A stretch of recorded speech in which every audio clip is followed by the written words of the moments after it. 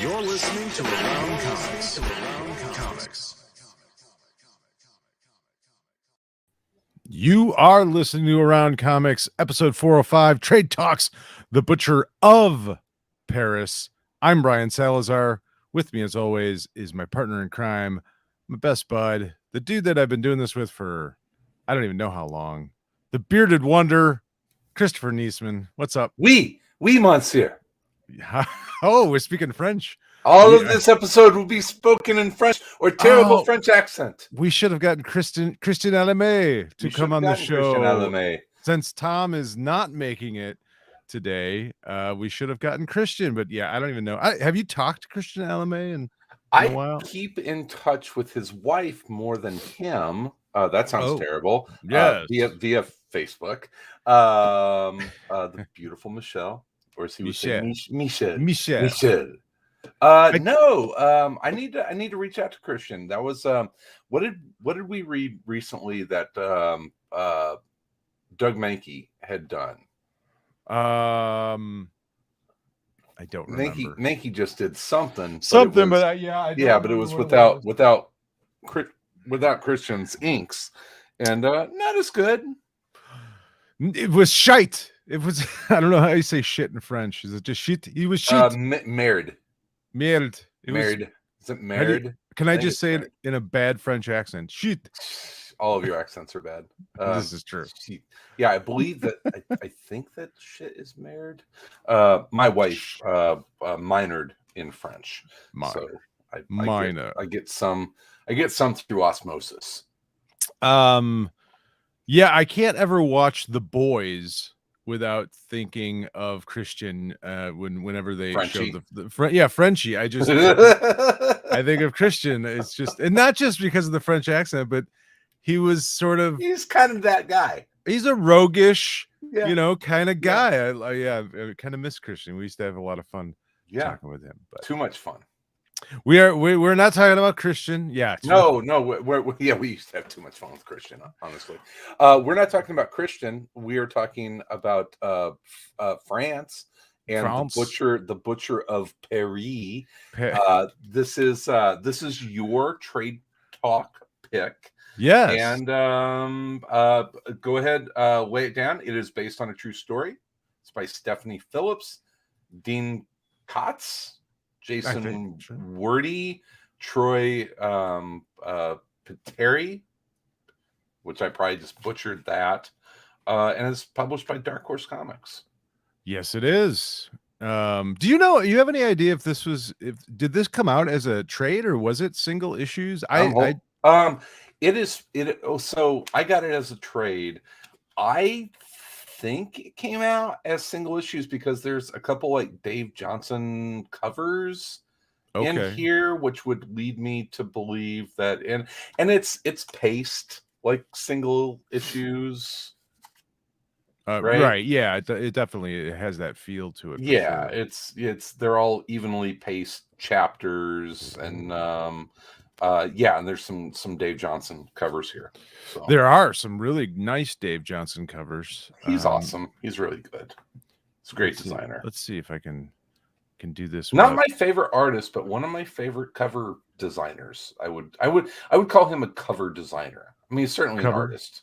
Artist. He's a covers guy. I like his artwork. I mean, he hasn't done a ton of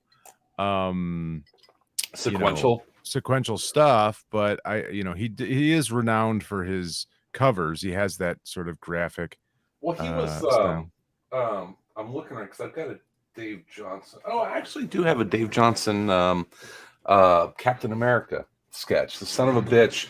I had my jam page of and I had Avengers and JLA, and I gave him one, and I was like, hey, you can do any Avenger you want. Some bitch picked Captain America. I thought it was kind of ballsy. Well, you're gonna pick Cap. He is kind of ballsy. He is. I Yeah, I fell in love with him. Getting back to the covers, I fell in love with him. 100 Bullets. He did. Did he do every 100 Bullets cover? I don't know if I honestly do not know the answer to that. He may have. I believe he did. But I don't know if he did or not do all. He might have certainly done them all, but I don't know if he did do them all. I think he did. He did all of them. All I know is the bastard photobombed me when I was getting a picture with Rooker, Michael Rooker at the we had it's kind of an awesome photobomb if you think of it. It was, and I gave Dave the finger in the picture. Nice. We had a carousing night of drinking and ended up at you got drunk with Yondu? I did. This was at Wizard World, believe it or not. And I don't remember what year this was. One of the last ones. I was hanging out with Dave, and I can't remember who else. There was like two other people. It was me, Dave, like two other people. And we went out to dinner, I think. We might have went to that tiki restaurant. Right, Andy. It might have been Andy. I don't remember, but it might have been a lot of people, and then I ended up with Dave and like a couple other people. I think it was no, it wasn't. I was thinking Fox, Nathan Fox. It might have been Nathan Fox. Might have been Dave Johnson, Nathan Fox, me, dropping names like John Centris left and right. Hey, there was a time, But anyway, so we walk into the bar and there is Michael Rooker, and he's just sort of hanging out and nobody's talking to him. Well, Dave fucking walks right up to him. Hey, and Rooker could not have been nicer. And like, I've heard he's awesome.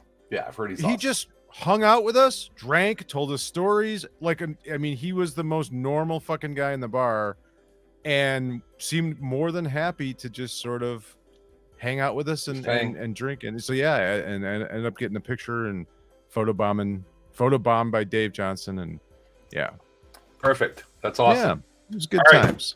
Let's talk about your book. Let's do it. Sir. Yeah, so I did not know. I mean, I didn't specifically pick this because it was based on a true crime thing. I honestly, no, I swear, I was just sort of looking for something because I was kind of under the gun of having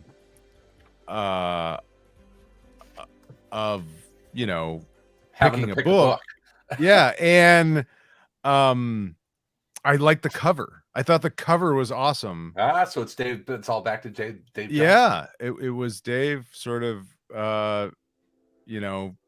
got me hooked on the book. And then I was like, I read the, kind of cover story or whatever. Mm-hmm. And it was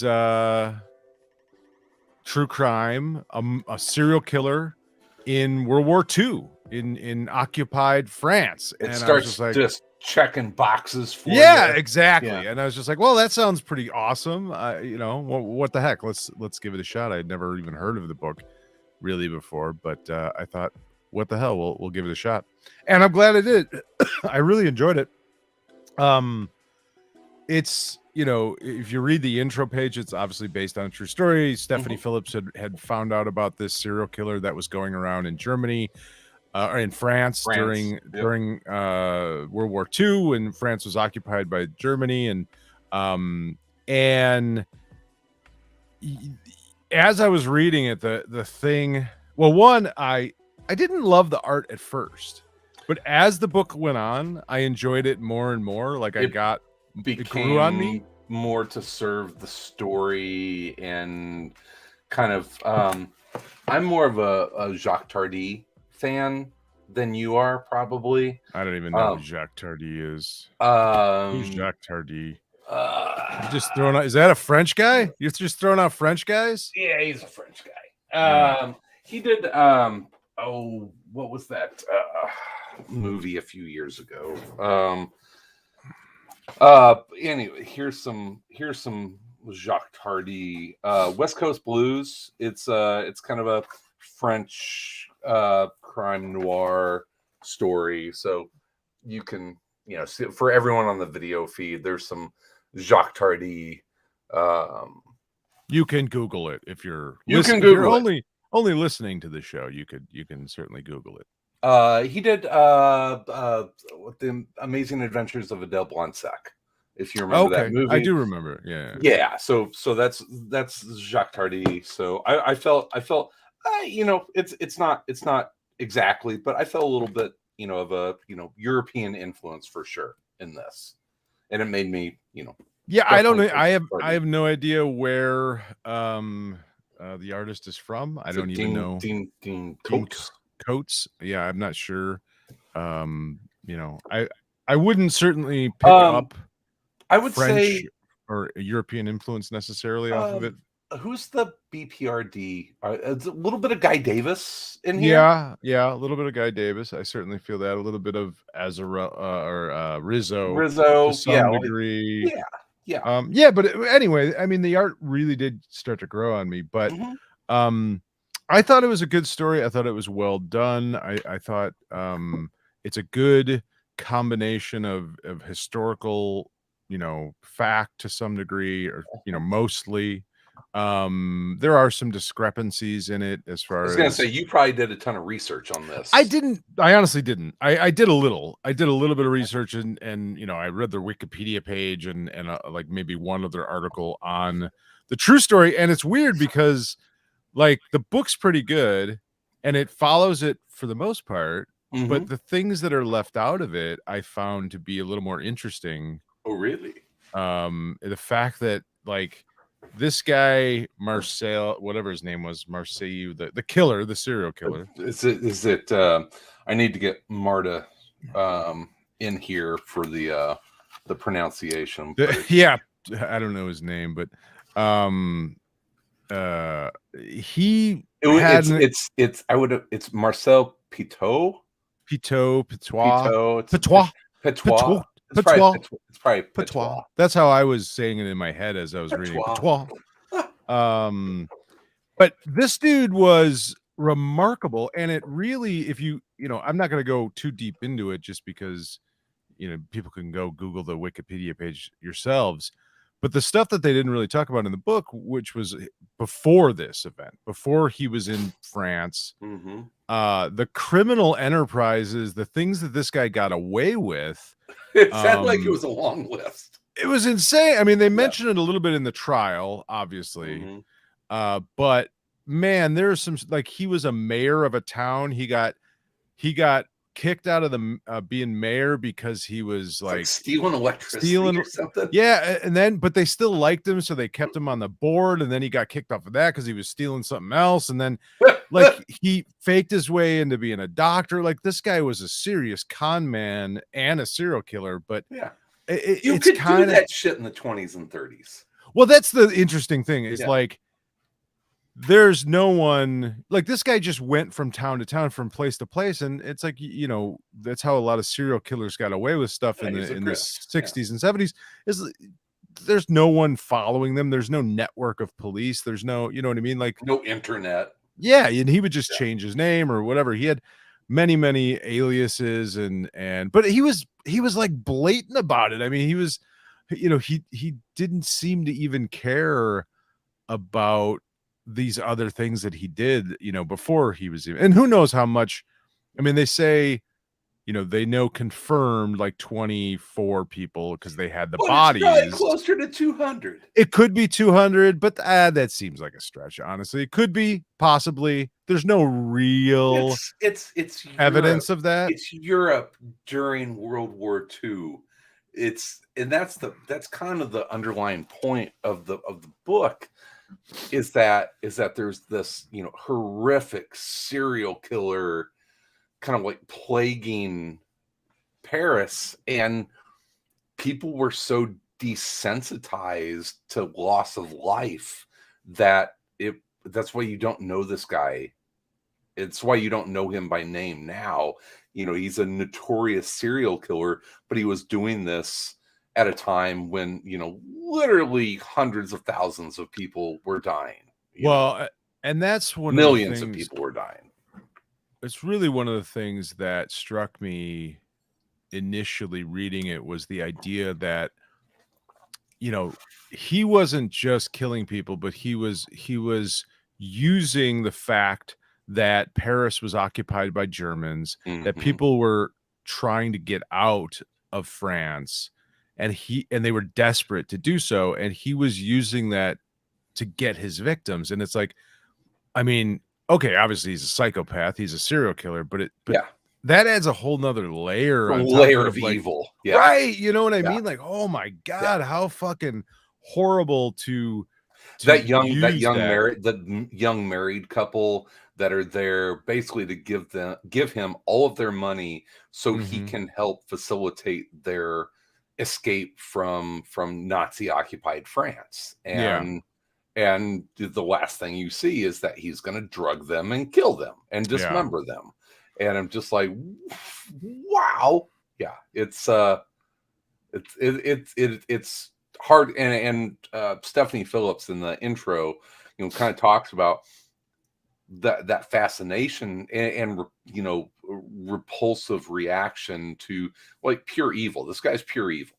Yeah, for sure. I mean, it really does bring up a lot of different things, which I always find so fascinating, because the idea, I mean, World War II is such a massive event, right? Like, it's this gigantic global event world-changing event that affected millions of lives, everyone on the planet. Continues to. We still to this day live in the shadow of World War II. But how many stories will we never know? That will I mean, especially at this point, because so many, people that were in the war, involved with the war, that survived, that could maybe tell stories, are dying off. I mean, there's not that many people left that fought in the war. We're not far away from the last living World War II veteran. I remember when the last living U.S. World War I veteran passed away, and that was probably 10 years or so ago. Right. But yeah, we're getting close to that of, the last, my grandfather and my, great uncle were, served. And so I personally knew people who served in this war, and, and we're not far away from, the last people living. I think the last Band of Brothers, guy passed away. The last member of the Band of Brothers passed away this year. And but what's cool about it is that, I mean, we're still getting stories about World War II, and I think we'll always get stories about World War II.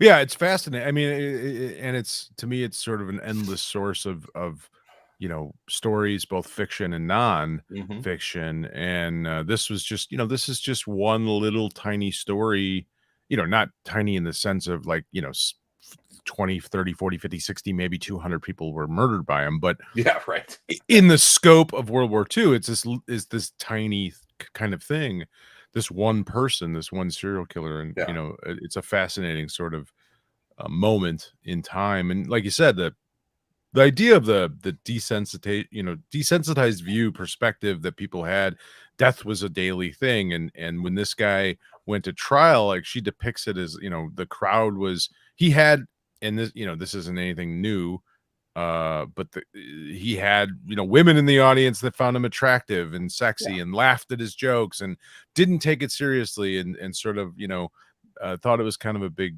joke. And that's a hard one to sort of wrap my head around. Like, I can't imagine. I mean, I can understand to some degree being desensitized to death, but to the point where, like, how could you never empathize with the idea of victims? And then this guy, killing innocent people in response to a war, almost, know what I mean? Like, using the horror of war to create even more horror. That's sure. Yeah, that's the truth. I mean, and I don't want to sidetrack too much on, desensitizing, but, there was a mass shooting like last week, and 4 people got killed. And my first reaction was, oh, well, that's not too many.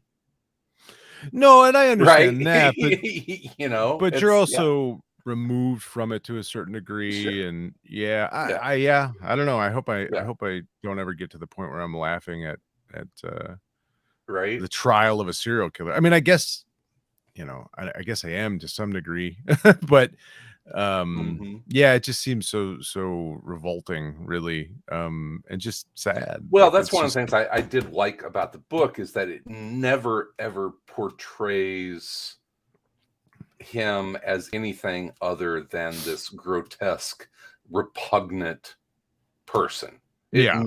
It never portrays him as anything other than the evil SOB that he was. You know, Well, I and that was, that was one of the interesting things in doing a little bit of research about him, and, again, sort of like understanding how different times were, at different times in his life, in his youth, like 2 or 3 times he was diagnosed with a mental illness, mhm. and yet really nothing to be done about it. There was nothing was done for him. It Nothing was the nothing 1920s. Exactly, and Yeah. so it was just not really available in any way or understand it. Nobody even understood. Who knows, like what he is? Obviously, he was a fucked up person, but who knows what difference it could have made if he was, today or with the medical. Not that our psychological health uh so, industry is a great so thing, but at some like 100 years from now, people are going to say, "Ah, it was the teens," it and was the it was the teens, and they they didn't know didn't any know better. they didn't know any. It was the aughts. They had no idea what was Yeah. going on, and that's why there were so many idiots running around shooting things. Um, I would like to spend some time talking about who I see as the protagonist of the story, and that's uh, Detective Masso. Yes. Is it Yeah, Masso? yeah. Neat character. I always like to see the elder, the near retirement detective kind of, imparting his wisdom and kind of one great case as he's kind of, nearing the end of his career. But then this guy gets thrown into, all of that. But also his country and his home city are occupied by horrible, evil people, Right. and which, you know, certainly complicates the narrative of the stately old detective. Definitely the well, they throw out the Sherlock Holmes and Watson comparisons, but yeah, Yeah. this detective that is, kind of earned his bones and built a career and is a true detective, and he's trying to solve the mystery of the serial killer, all against the backdrop of his bosses all of a sudden are fucking Nazis. And Gestapo, SS, yeah, yeah. yeah, Um, and and it's have during their own World War II. agenda, Yeah. of how they want this to go. Oh, so that was all right. So this was a fascinating thing that I did find out about this guy, is that he claimed that he was part of some sort of resistance, Yes. and that The these French killings, resistance. yeah, fresh resistance. And he also in real life, like he claimed that, and he also claimed like he was working with like some sort of spy network. Hmm. So in I think it was 2009 or something like that, uh declassified papers came out from the US government about operation, or it wasn't an operation, but it was a secret and very small espionage group. It was a formal US government group that was ran alongside the OSS. This was before the CIA. Okay.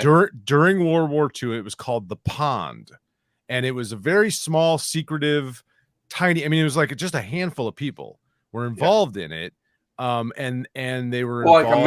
American, like intelligence gathering that didn't really exist until after World War II. It was really the Brits that kind of introduced from that. So any like government agencies like that were almost non-existent before World War you had II. the OSS. I mean, but they were tiny. But the pond, they operated from 1942 to 1955. And strangely enough, one of the members did testify in like years later that there was some contact with this killer, with the serial killer, he in fact, and his name did come up in paperwork.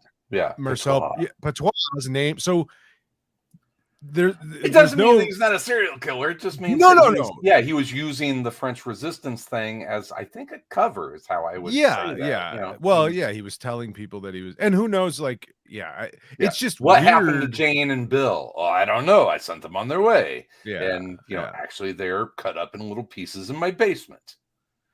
It's a weird thing. It's just a weird connection that, what are the odds that this serial killer would end up in the paperwork of this very tiny unknown spy agency in the US, 50 years later, it would come out. It's I just found it fascinating. And then but him being in French Resistance plays perfectly into, the web that he put together to attract people. I mean, he used that desperation of people.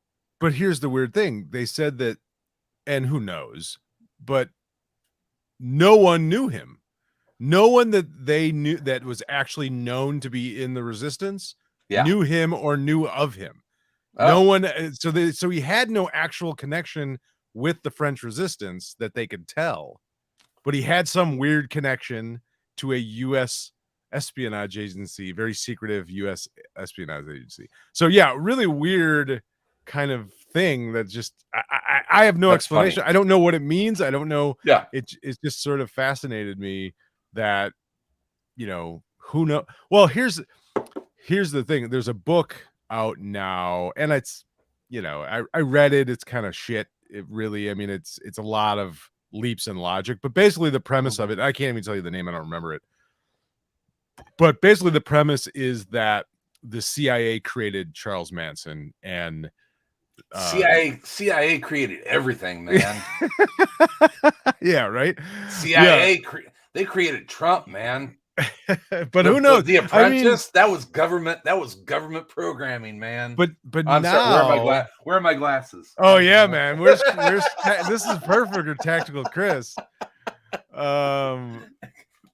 But so immediately I thought, oh wow, now I want a story of a Suicide Squad of serial killers in occupied France or something, or you know what I mean, like the US government puts together a team of serial killers and sets them off in Germany, and you sort of have this dirty dozen of different types of serial killers in the 1940s in Germany, Nazi Germany.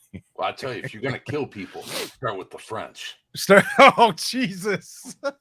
People can't see you the glasses if they're just listening. Yeah, I'm sorry. That was a Tactical Chris moment. We gotta make a stinger so people know that this is now Tactical Chris talking. It's a shotgun cocking. There you go. There we go. Okay. All right. Sorry. I'm back. Back. Careful. Yes. But Progressive Chris is back. Yeah. So there are some interesting things if people want to go and deep dive on this guy Marcel Petois. I enjoyed it, man. It was a good pick. This is I never would have read this if you hadn't picked it. And it was. I mean, it scratched a lot of itches. I mean, it's true crime, serial killer, Paris, 1940. During World War II. I do love that in like 1946, the French were still fucking guillotining people. Oh yeah, that's right. He did get guillotined. He was Holy executed. Shit. Right? And I thought about that too. I'm like, oh fuck, he Yeah. was fucking guillotined. Oh my Yeah. goodness. Yeah, I mean, That's and you know, they've even got the his last words were, "Look away. This will not be pretty to see." Yeah. What a weirdo. Funk. What a fucking weirdo. I mean, Jesus. Yeah, you know, say what you will about the French. They could kill people in fucked up ways. Yeah, I think they hung on to some medieval shit for a while. You know, it's like, oh, this still works. Really? Why? Hey, man, guillotine. It's an effective, way to kill somebody. Like, is it any more cruel or Depends worse on how than... dull the blade is. Yeah, this is true. Just thunk, thunk, thunk. So okay, you're the French. So minor, we've French minor. This Marcel Petois. Petio. Petio. Petio. Petio. Petio. Petio. Petio. Petio. Petio.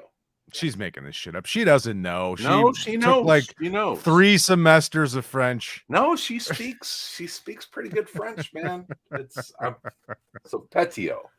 We were saying Petois, which is wrong. That is wrong. It would be Petioit if it was Petois. OIT. Okay. This is IOT. Petio. Petio. Marcel Petio. He was here. Take this. He was a French serial killer. He's a serial killer. You'll like it. Oh, I love serial killers. Mm-hmm. See, there you go. She's a girl. Girls love serial killers. Girls love murder. Change them and make them love me. No. That is the right? definition of bad relationships. She says that's why I love Sal. I can change him and make him love me. Mm-hmm. No one can change me. But the only thing I would say negative about the book, and it's sort of a nitpick, but I felt like near the end, it's sort of, once the detective dude got arrested, we kind of jump to him being caught, and it left out some very key elements of the story. It was weird. Well, I think part of that is because how he was actually caught was just his neighbors smelled the rotting bodies in his fucking basement and called the police, and so they just kind of stumbled on it. Oh my god, there's a fucking serial killer here, and as opposed to like some detective figuring it out. And we should talk. We'll mention real crimes, because that's your new baby podcast that you're doing. Baby. Your baby? It's your baby. Talking about movies based on real crimes.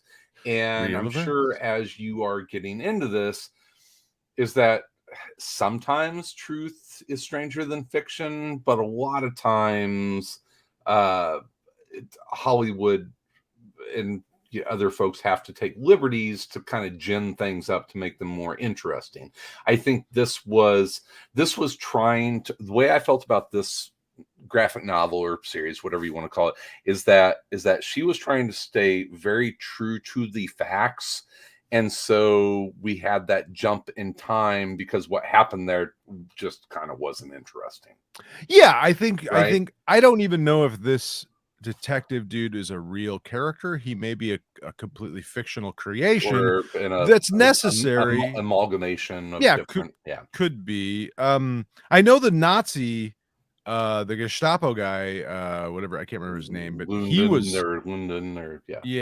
he was real. But I don't know. Did he catch one in the face? I don't know. He was probably. He probably did. He probably did. Well, he's a Nazi. There's no nice Nazis. Come on. But I think you need something to drive the story. You need drama. Here's the thing I have found doing real crimes is, for the most part, everything that I've researched, whatever dozen or so movies so far, it's a small sampling, but I've also read a bunch of other stuff on true crime and different things. The truth is generally stranger than fiction, and certainly more graphic and more brutal, and for the most part more horrifying than what movies show us. It doesn't necessarily mean it's drama. You know what I mean? And a movie is about drama. It's about conflict. It's about, and you have to have something to drive it. Yeah. So for her to tell this story in a good way, she, even if she has to make up this detective, it's to drive the drama. You have this guy searching for this killer. Yeah. And at the end, he doesn't find him. I think it was a little bit of a misstep in the way that she just didn't present a resolution for that character necessarily. I find this with most graphic novels that are trying to depict a true story. It's was Rick Geary did what was it called? The Monster of Chicago. It's the H.H. Holmes. And so he did that as a graphic novelization, but it was so cut and dried by the numbers of actual events that it was historically interesting, but ultimately from a, I want to sit down and be entertained perspective, not really fulfilling. I felt like this, for 3/4 of it, was, from an entertaining perspective, was very fulfilling. Yeah, absolutely. It didn't stop me from enjoying the book. It was just sort of a weird kind of moment where it was just like, oh, I was kind of following along and wanted to know what happened to him, and then he got arrested. The problem is he gets arrested by the Gestapo, but then you don't know what really happens to him until at the end, and it was just sort of a strange way to do it. Here's an observation. I think this would have benefited from being a graphic novel and not a serial release. Yeah, and who knows who knows? It's an independent book. It's coming out from Darkhorse. It's, maybe, she had more story to tell or a different way of telling it. And it ended up being, like having concessions where it's like, oh, we can only, do 4 issues or whatever it was. 5 issues. I think it was 5. Yeah. As far as that Nazi, because the court scene was like, 5 pages. Yeah, it was very quick. Yeah. It seemed to wrap up, and I think Joe G says that on the comment section here. It's like it was a good book, but it seemed to wrap up kind of fast. Yeah, and I agree. He also described it as a Casablanca with a hacksaw killer, which I thought was a great way to describe it. Going back to the Nazi Jodkum, was his name Jodkum? I don't know how you pronounce. I don't know how to pronounce German. The asshole. He did. So the Germans found out about Petiot, and they wanted him because they thought he was helping out the French resistance. They didn't give a fuck if he was killing people. They were concerned he was actually doing what, what he said he was doing. Yeah, what he said. Yeah, they wanted a connection to the French resistance. They were completely fine with a mass murder, killing Jews by the tens of, or even hundreds. So that opening, was he an anti-Semite? He was killing Jews, right? He was, but I don't think. Yeah. I don't think it was just Jews. I don't think it mattered. I don't think that came into it. I think he hated anyone that he could get his hands on. But going back to Jodkum, so that opening scene where he catches the one French resistance guy, Dreyfus, and then that's the family. So I don't know if you caught that, but that's the couple in the beginning with Petiot who are Oh, really? Well, Jodkum forced them to do that as bait because he thought he was going to catch Petiot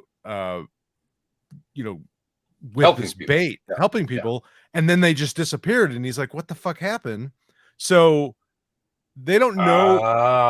Okay. Yeah. They don't know what actually happened. How is he getting these people out of the country? They just disappear. Right. They thought he was really good at it. He was really good. Yeah. He just he cut them up into small pieces. So he ends up actually getting don't know if he took a bullet to the head, but he ends up getting arrested by the Gestapo himself. Oh, okay.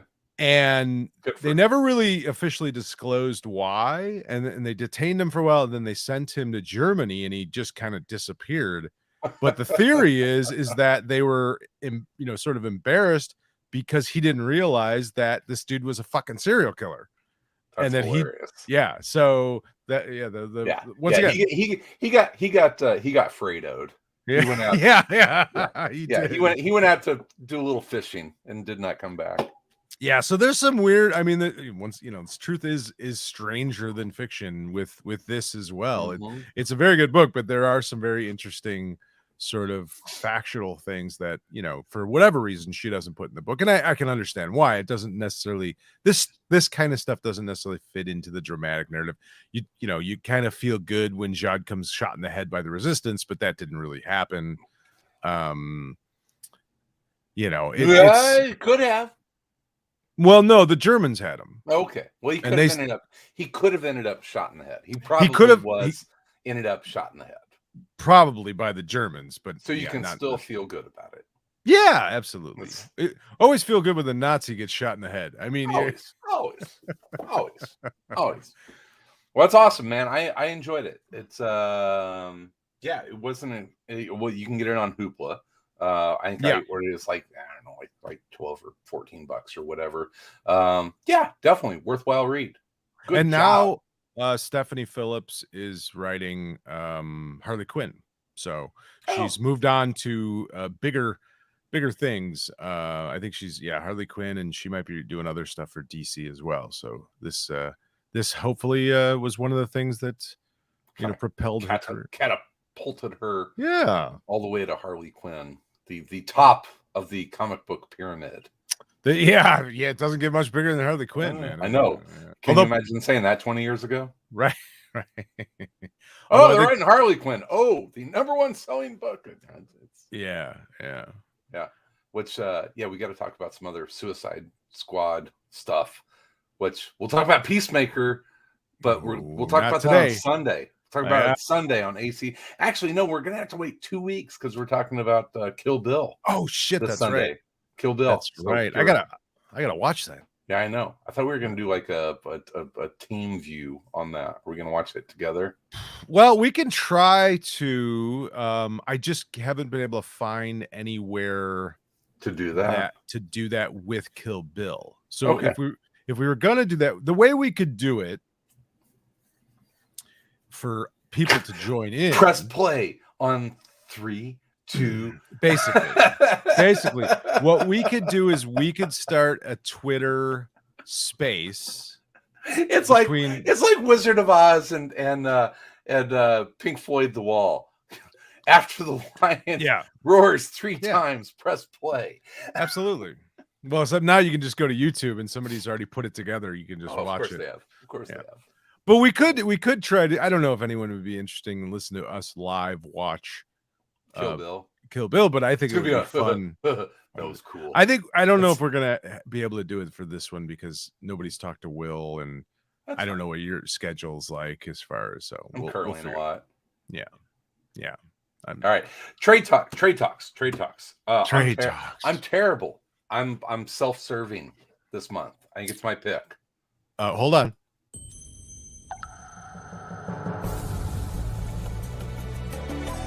This is our trade talk. There you go. I love that. I love that little stinger. It's my favorite. It is my favorite. All right. So if you've been watching or listening to the show the last few weeks, I have been all ate up with Wastelanders. It is this silly little nostalgic scratch that I needed. And it's post-apocalyptic, tons of Easter eggs, enjoying the hell out of it. I've actually just about done with Wastelanders Hawkeye, the podcast. Which if you like audio dramas, it's really, really well done. I did. You had mentioned the Batman one. Oh, that's on HBO, it's crazy, isn't it? I started listening to it. Yeah, it's beautifully done. I mean, it's really well amazing done. and funny and Oh yeah. Yeah. But just like top-notch quality. It's like you recognize voices, and it's that weird mix of like the Tim Burton Batman and a little sprinkle of like the 1960s Adam West, but then a little Frank Miller in there. Yeah, I think they're going back to, the original sort of radio drama Like stuff. 1940s. Yeah, for sure. 30s and 40s and that kind of thing where, it's I mean, you think about it, Batman came out in 1938. Yeah. And he was, or 1939. 38 was 38. Superman, I think. 38? No, 38 was Superman. Action Comics was 38. I thought that was 37. No, it's 38. 38? Yeah. And Batman was 39, I believe. Yeah. But anyway, you think about it, like those guys were fighting gangsters and, slumlords. Yeah, and it was very, of the era. I love the Two-Face stuff is fantastic. Yeah.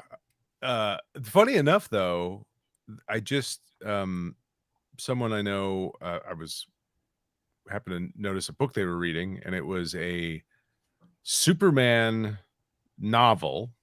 Okay. But it was set in like 1937. Okay. Before Clark goes to Metropolis, and then it goes into like 1938, and it was written like the Fleischer cartoons kind of, or like the original radio show. Yeah, but it was a novel, and it was a new one. I'm like, man, there is a never-ending supply of comic book stuff. Well, a big reason you can do that is because that's public domain now. Superman is public domain? That Superman is public domain. The Fleischer Superman? The radio drama. The original, like the Action Comics #1 Superman is public domain. We talked to Neil Adams about this. So how do you determine if you and I wanted to make a Superman comic, we could do it. He wouldn't be able to fly. There wouldn't be anyone else from like the super fan. It's like there would be. But you could call it Superman. It could be called Superman. That'd be kind of fun. You can do it. You can do that. It's in the. Does it have to be set in like 1938?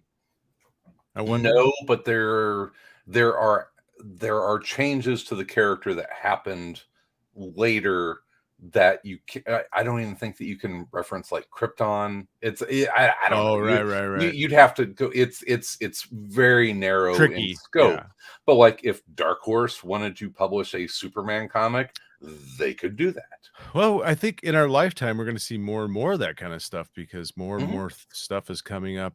I think who was the company that kind of lived on that? They did like the Shadow and the Dynamite. Phantom, Dynamite. Yeah, kind of lived on a lot of. But I think you're going to see some more DC stuff, become public domain as well. Because what happens when Batman becomes public domain? I don't know. Everybody more Batman comics. Everyone will have a Batman comic. We'll go from 40 to 45 Batman comics. Yeah. Anyway, my trade talk. I'm going back to the origins of Wastelanders, which I have been enjoying the shit out of, and I'm going to read all of them over again. So we're going back to the very beginning. Old Man Logan. Oh, Steve McNiven, Mark Miller, Wolverine, Old Man Logan. Okay. I haven't read it in a while, but I remember enjoying that. So yeah, I think it's going to be a little walk down memory lane for a few of us, and I think a nice refresher if you're getting into the Wastelander stuff. And I remember really enjoying it, and I'm looking forward to reading it again because I'm an old man and I forget things. I am as well. and I've always been a Wolverine fan, and I always probably and will Mark be. Miller doing Wolverine is always Steve McNiven too. You got Steve McNiven art, and he does an excellent gritty, grungy Wolverine, blood flying, and yeah, I remember enjoying it quite well. I'd be interested to see what Tom has to say about Old Man Logan. I think he'll enjoy it. It feels like, I think that Tom is embracing his inner old man now. When we met him, he was like 16 years old, right? He was 16. He was just a teen. He was just a young, naive teenager, Tom. And we've brought him up, and now he's almost 70, and he has aged not well either. He doesn't look good. Remember when he was concerned?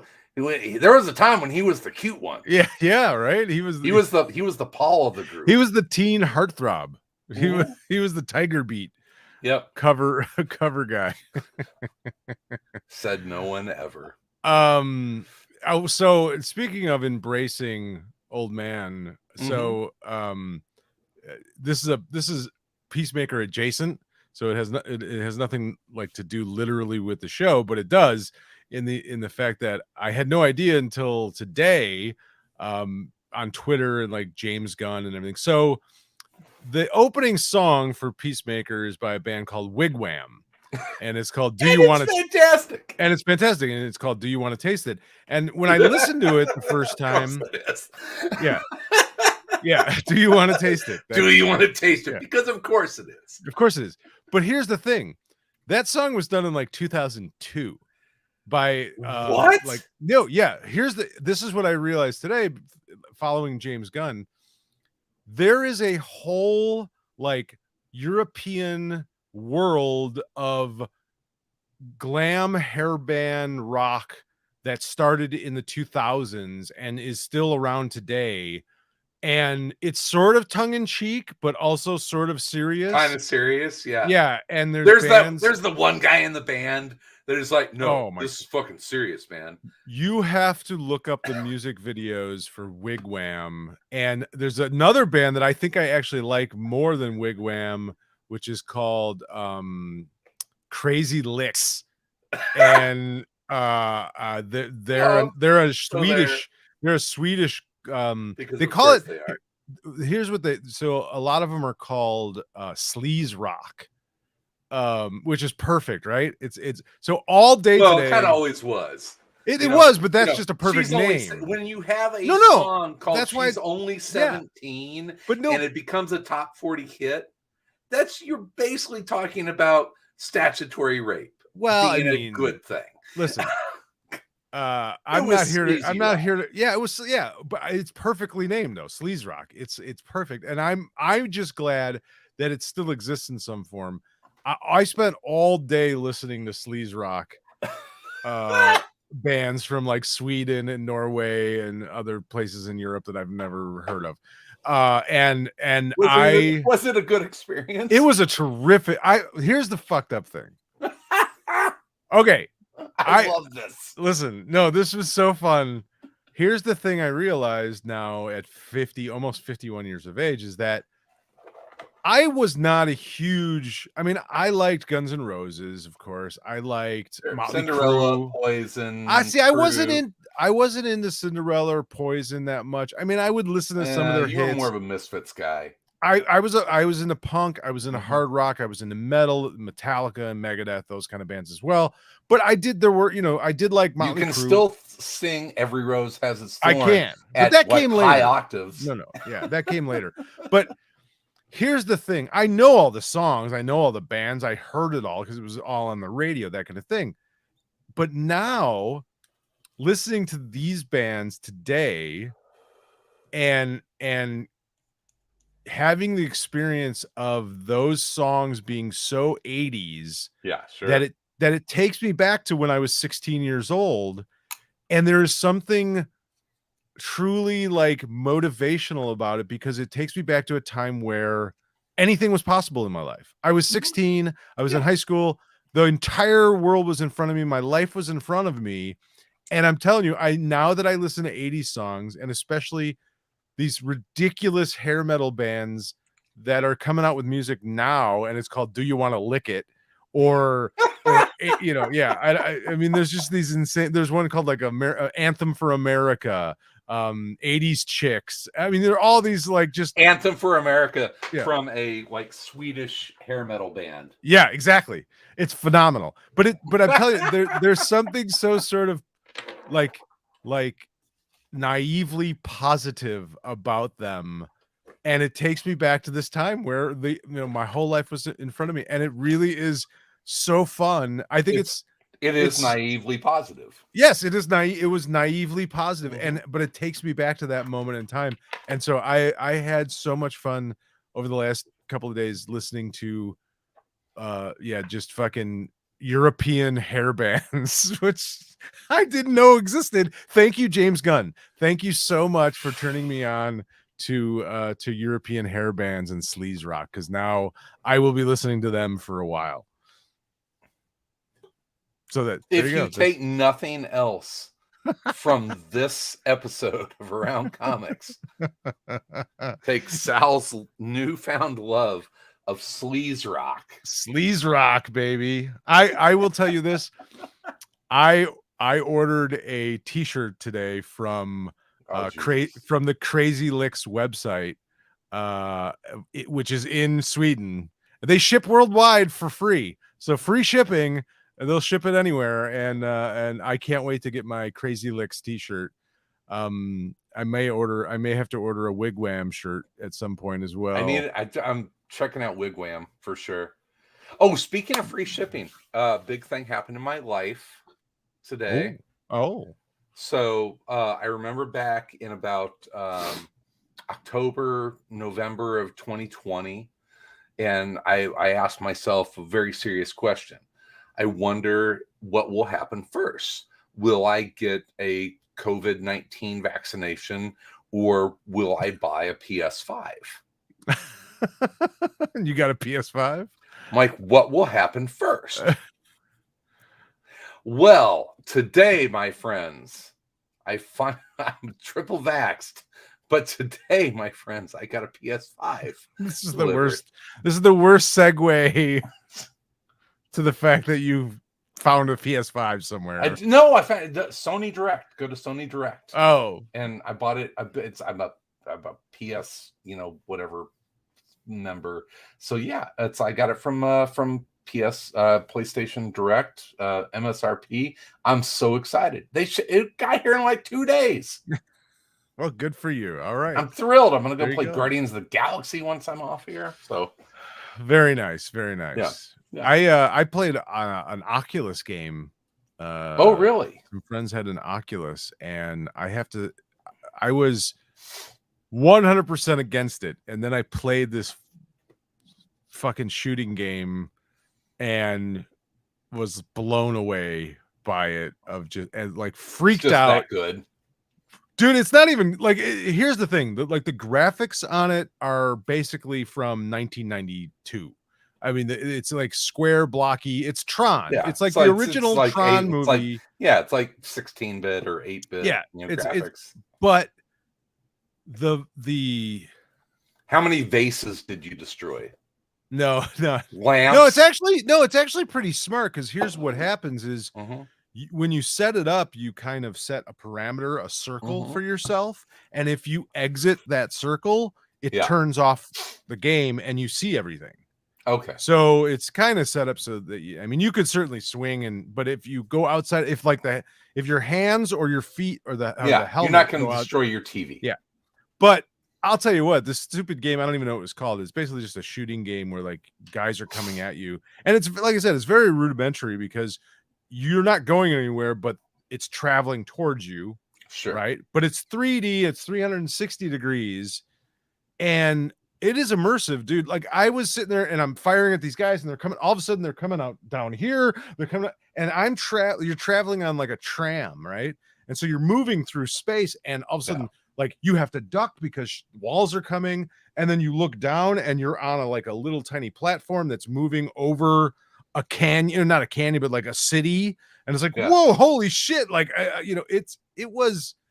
was so impressed by it. It almost got me to go fucking order one. But I'm like, I don't need that. I don't have the time. I know, right? But man, oh man, was it really immersive, and it kind of It's blew me almost away. here. At some point, really close. Yeah, we're really close. Yeah, there's going to be some kind of breakthrough in that technology where it's just like, Mm-hmm. holy fuck, this is we're never going to leave our house. I just finished listening to my commute, which is kind of funny and ironic if you think about it. But I just finished listening to Ready Player 2. So yeah. And I mean, it's if you like the first one, it's good. It's more of the same, but it's that whole idea of an entire society basically surrendering itself to an online existence because the real world is terrible. Yeah, well, that's where we're headed. Headed. Yeah. Oh, come on. Oh, I wanted to talk about maybe I'll just do a separate bonus episode or something, but I wanted to talk about Mouse because it was there was a big story today. Oh, we can run along. That's fine. So there was a big it's a giant hubbub, spectacular episode of Around Comics. Briefly, I'll just go, but there was a big hubbub on the internet about it because the school board in Tennessee voted 10-0 to remove it from their curriculum of the 8th grade class. Fucking Mouse. Yeah, and people freaked out, and it happened like freak out. Well, should they? I argue that they shouldn't. But it depends. Why did they vote to have it removed from the curriculum? Okay, well, that's the thing. So when the story came out, this happened 17 days ago. The vote happened 17 days ago, but it was reported today, which happens to be Holocaust Remembrance Day. For whatever reason, every news agency, Wall Street Journal, New York Times, everybody they're looking for anti-Semitic outrage stories. Yeah, they're looking for outrage. They're looking for clicks. We understand that. And of course, everyone's just like, oh, they're a bunch of Nazis. It's a bunch of fucking Trump loving, morons. What state was it? It was Tennessee. It was. Yeah. They're Nazis. McMinn County in Tennessee, which is around like Athens. Have you ever been in Tennessee? Nothing. I have been to Tennessee. All Nazis. Yeah. Well, I don't. Tactical Chris wouldn't agree with you. Those are patriots, my friend. Those are patriots. They're God-fearing, American-loving, mouse-hating Americans. So who loves a mouse? All the stories are like Tennessee school bans mouse, right? Like that's the headline, and everybody gets pissed off and calls them Nazis, and outrage and fury, just all this anger. Yeah. And so I went to I found the news article, but then I found the actual minutes from the board meeting, and I read the entire thing. And what it was there was a couple of people on the board that it was brought to their attention. Now the book has been being used. It had been in the school for 2 years, and it was supposed to be used in the 8th grade curriculum. It was 8th grade curriculum only that this was a concern about. I mean, it's not a real pleasant fucking book. Exactly. And so here's the thing. So it had been in the school for 2 years. It was brought to somebody's attention that's on the board that it was being taught, and they were concerned with language because there's naughty language in it, and there's some nudity, and obviously there's some very graphic. You get some naked fucking mice in there. Yes. Next thing you're gonna have teenage pregnancies. Okay, listen, I'm not here to argue whether it's silly or not, but the reality of it is it gets publicized as books, are being banned, and people immediately are like, well, what's next? They're going to burn them. This is 1984. This is Orwellian. There was even a response from Art Spiegelman. Well, it's just Orwellian. And it's like, well, no, it's not Orwellian. It's a local board determining their community standards. That's how government works. That's how it's supposed to work. We've had this talk, we've had this debate with libraries. There are libraries that, and you educated me to this, and I understand that there are libraries that bring in books, they get rid of books. A library's job is to serve the needs of its community. Exactly. This is a school board who is voted in place to serve the community. My question would be, does this follow a trend that specific board has of eliminating? Well, that was the concern of some of the other board members and some of the teachers at the school. What else have they eliminated, or what have they included? Does it follow a trend? As far as I know, I don't know. I didn't go into that much research as far as what has been eliminated. If they said, but regardless, I mean, if they threw out To Kill a Mockingbird because it makes black people seem too human, well, then there's probably a fucking problem. But that's a different issue. This isn't, that has nothing to do with the same issue. If this is part, it's not though, because the conversation. If it is part, listen, you're jumping to conclusions that aren't part of it. I am. Yeah. And that's what every fucking idiot on the fucking internet does. And when they see a story like this, as opposed to actually thinking of these people as real people that are concerned about 8th graders, about children, and about their own community, and making their own minds up on what they want. Here's the problem. Yeah. Everybody goes, oh, well, they're in Tennessee. They must be a bunch of dumb hicks that don't know any better, and they should be educated as to how to teach and raise their children. And that is the most arrogant fucking thing. And the liberal elite needs to enlighten them in how to properly educate their children. It's not your fucking place to teach people how to teach their children. I don't give a fuck if you agree with them or don't agree with them. It is not your place to teach them. And they're doing what they're supposed to do. If a high school kid wants to read Mouse, they can read Mouse. It's not even high school. It's 8th grade. If an 8th grader wants to read Mouse, they can read Mouse. So, in my, I think it's a shitty thing to pull that off of. It's because it's an important piece of. But it's also not the only way to teach people about the Holocaust. No. And the curriculum has other books. They have other ways to do it. They have other, teachers can still teach the Holocaust. This wasn't about, we don't want people to learn about the Holocaust. The conversation was brought to that. And both of the people that were opposed to the book were like, no, we have no problem with the Holocaust being taught. And they went into detail about like. At least they said, didn't stop with, we have no problem with the Holocaust. No, they wanted to make it clear of like, this has nothing to do with the Holocaust being taught. There's other ways to do it. It's this particular book. It's not about the Holocaust. It's about, and I don't agree with it. If my 8th grader wanted to read Mouse, I would have no issue with that. I don't need to enforce that on every 8th grader or every parent or every school district across the country. That I don't live in a community and I don't know what their standards are. I'm not trying to enforce standards upon them. That's what a local government is about. If you don't like it, move there and vote. But that's what their community has done. And people reduce it to this idea of like, oh, well, they're just brainwashed idiots.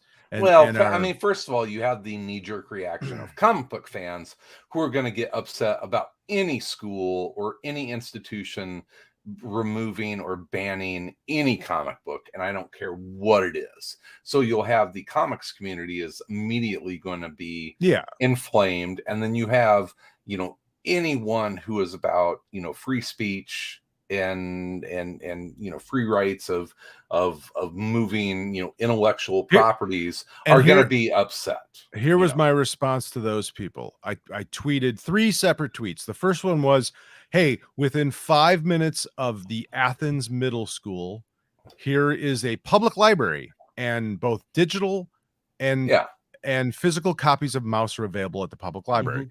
2, the second one was, here's a Books A Million bookstore that's about 20 minutes away. They have copies of the book as well. You can go buy it.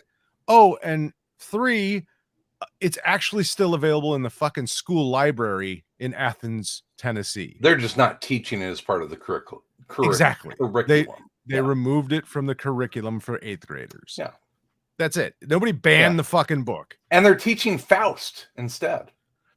I don't know what they're teaching instead, but I leave that to the teachers in McMinn County, Tennessee, to determine what's best for their students. They're teaching American flag by Chaikin. That'd be a good one, right? No, that's not good for 8th graders. I don't know. Although I probably was reading read it in 8th grade. Yeah, well, that doesn't look what it says about. It was probably 8th grade. I was reading flag. So.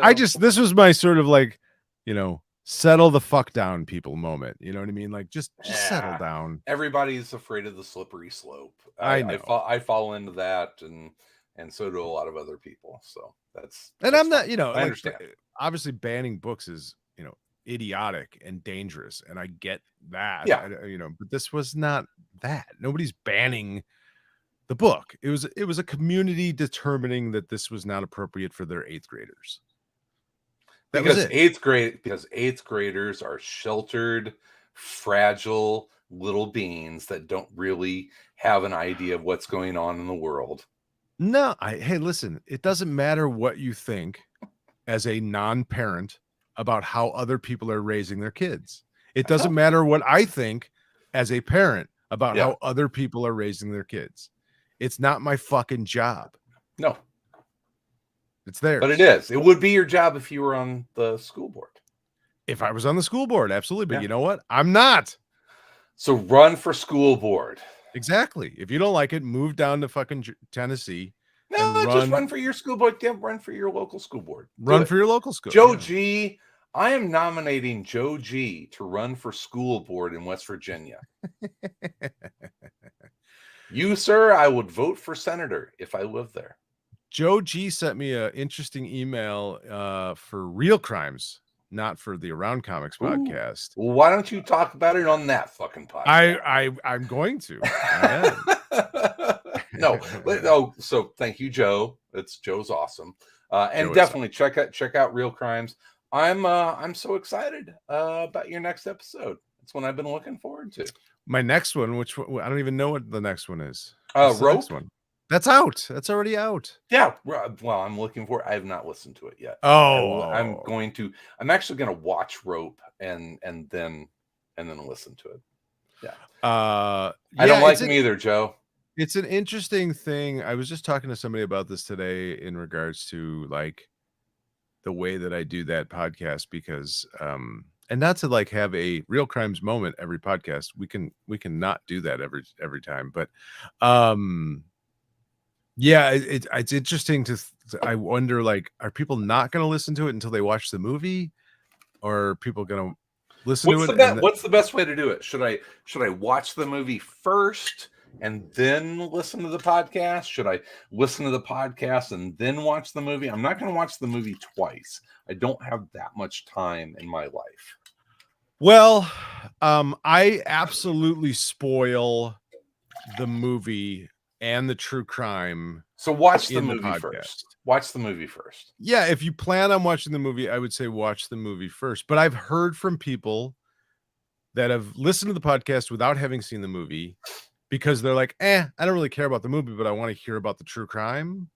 And then they listen to the podcast and watch the movie because they're like, wow, this sounds like a really good movie. So you could like listen to half of it and determine if you want to watch the movie or not, and then watch the movie and come back. I mean, that's the nice thing about podcasts is you can kind of pause it and come back. But there you go. I don't know. I don't know. I honestly don't know what the right way is. I think if you were determined to watch, I'm going to try it both. I'm going to try it both ways. And I'll try it both ways. I mean, one of these days, you're even going to fucking ask me to be on the show. maybe we'll see. I don't know. It's not going to happen. I talk to you so much. This, it's like I'm gonna have to find my own. I'm gonna have to find my own movie and Real Crime, and it's gonna have to be so like out of left field that you're gonna be like, yeah, we got to do that. Well, I have a list. I have a list of about 400, so it's probably already on the list if it exists, but not necessarily. I keep finding new ones all the time that are based on real events. And I've done some that are based on. Once we get one that is done on where I grew up, and there was a book that was published called Bloody Williamson. It's about Bloody Williamson. That's the name of the book. It's called Bloody Williamson, and it is about Williamson County, Illinois, which was the home of numerous like coal mining strikes that turned super fucking violent whenever it was like the dawn of unionized labor. One of the most notorious criminals in all of Illinois was from that area. His name was Charlie Berger. The very last public. Oh God! Someone just asked me about Charlie Berger. That's so weird. Charlie Berger was the very last public hanging in Illinois was Charlie Berger, and it was in my hometown of Marion. I will look and see if there is a movie that is inspired by it or something, and that will be your movie. Charlie Berger performed the very first aerial bombing in history. Okay. Interesting. He had a friend. Wait, hold it. No, I gotta tell the story. No, you can't tell the story. If we do, then we can't do the Real Crimes episode. You can't give it away. Very first aerial bombing in history. I got to answer a couple of questions here because we have people that are asking me questions. Yeah. Brian, Sean Wheatley said, Brian, you have it right. The book is still available. It is just not part of the curriculum. Is that the right lens? Yeah, I think, to me, it's not part of the curriculum. It's just, it's still available. It's in the library. It's in bookstores. They're not burning books. They're not banning it anywhere. It's in the actual, it's in at least one of the middle schools that I looked on their website. It's still available. And that 17 days later, you can rent it if you're in Art Spiegelman is going to be happy. He's going to sell more copies off. Right. And then Joe G asked me if the rope we were talking about is with Jimmy Stewart. Yes, it's the Jimmy Stewart, Alfred Hitchcock. Alfred Hitchcock's first color film. Oh, was it? 47, 48, something like that. I can't remember off the top of my head, but yeah, it was. I think 48. I want to say it was 48, but his first color film. It's Jimmy Stewart, and it's based on the Chicago crime case of Leopold and Loeb, and the murder of 14-year-old Bobby Franks. So very sons of bitches. Yes, very horrible, and interesting, intriguing. Got caught because of a pair of glasses, right? Am I thinking of the right you're spoiling things again. I just remember that. I remember. See, this is why I can't have you on the show, because did he get caught because of a pair of glasses? Am I thinking of the right there was a couple of things. There was a pair of glasses. There was a pair of glasses. There was a typewriter, and there was also his driver, basically. But the glasses were part of it. He didn't. That's a Mysteries of the at the Museum episode, by the way, sir. I don't know what that is. You've never seen Mysteries at the Museum? I don't think so. I'm not a historian or a true crime expert. I'm just a guy who likes movies. Oh, you should you would like Mysteries at the Museum with Don Wilder. I think it's on History Channel. It's good. I'm too busy watching Bigfoot shows on History Channel. How could you not know what Mysteries at the Museum is? I probably do. I just don't. It's not really popping in my brain. I'm really disappointed in you. This is, once again, you're not helping your cause here if you want to be invited on Real Crimes. This is not. I need complacent co-hosts. You're a guest, and you are expected. All of your guests are complacent. I see how it is. You're expected to act like a guest. This is. That's not going to happen, and you know that. Well, this is why you haven't been. I have not been invited on the show. Exactly. You already barged in on my fucking Quentin Tarantino podcast that I was doing with Will Pfeiffer, and it just took that over. Idea. What? That was our fucking idea. And anyway, speaking of K-Billy Super Sounds. We're recording this week, Kill Bill Volume 1. We're into we're gonna the downward slope of just Tarantino directed movies. It's a weird way of putting it. But there's no other movies like Dusk Till Dawn or True Romance that were just screenplayed. These are all Tarantino written and directed, right? Or Yeah. co-written and directed. Yeah. Yeah. I mean, Yeah. I mean, the We're story idea for Kill Bill- mainlining pure Tarantino at this point. Yeah. It's just to say it was a downhill slide is kind of a weird Well, to the metaphor. The metaphor, yes. Okay, yes. It's like a we're mainlining the Tarantino at this point. Right. After that, ACTV, which you're going to really like this week's episode of Book of Boba Fett because Boba Fett's not in it. It's great. I gotta watch that. I gotta watch Peacemaker. Dude, it's an episode of Mandalorian. It's fantastic. Yeah, that's what I heard. So yeah. Why is the Mandalorian so much better? Watch this episode and you're like, this is way better than what I've been watching. I don't know. And I don't know why, because it's stupid and silly and total, serial Western. But because he keeps his helmet on. It's like, dude, you're known for the helmet. Keep the helmet on. Oh, the helmet's a big part of this episode. I don't want to see Boba Fett's face. You know what I mean? Like, dude. I want to see Boba Fett. Just put some like thinner, more striking looking dude in the costume and never take the fucking helmet off. You'd have a giant hit. Goddamn Disney. I'm looking forward to Rogue Squadron. Anyway, more of that on ACTV and K-Billy Super Sounds. Yes. We have shit. I forgot to say thank you to our newest patron.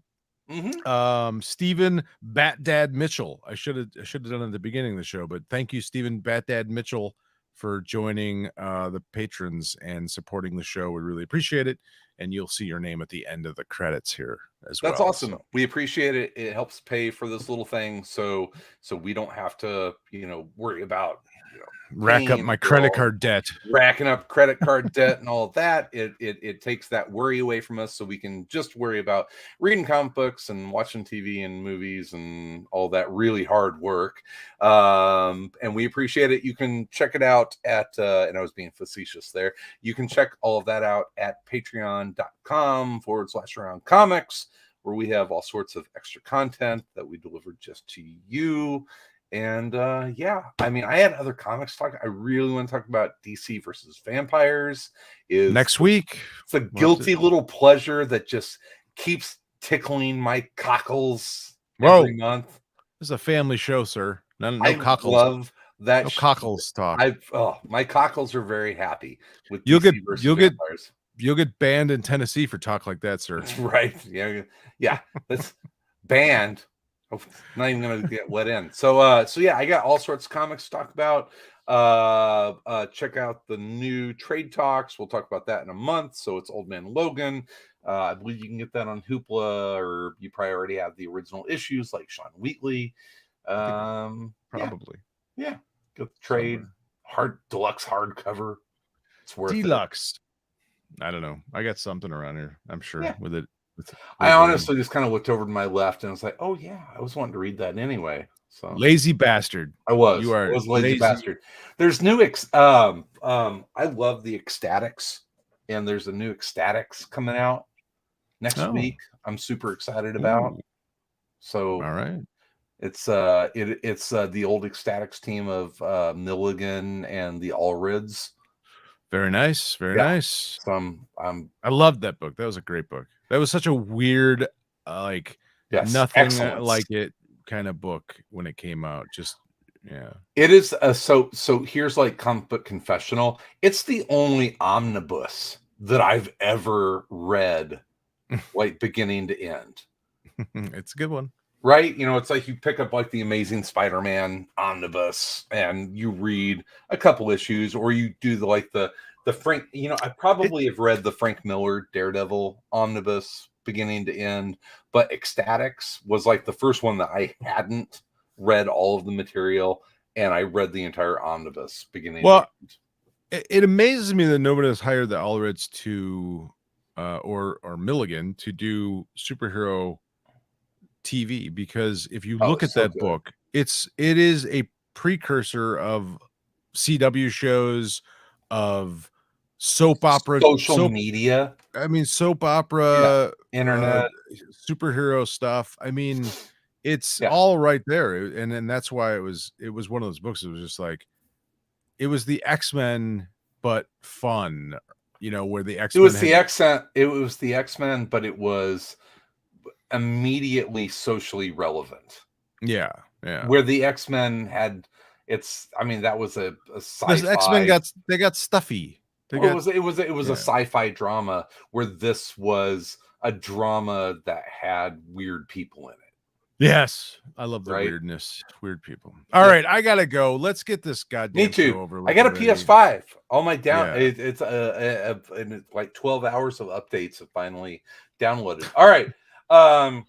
Thank you so much, the folks that chimed in on the comment section and watch and listen. We love you. Check out the Patreon for more content. Patreon.com/comics. I love them dearly in an unhealthy sort of way.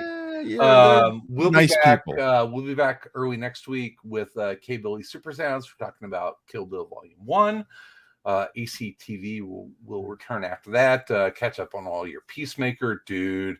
Snowpiercer season 3 first episode, so good. Can't wait to talk to you about it. I love that show so much. Have you watched Station 11 yet? I'll turn up. I watched the first episode.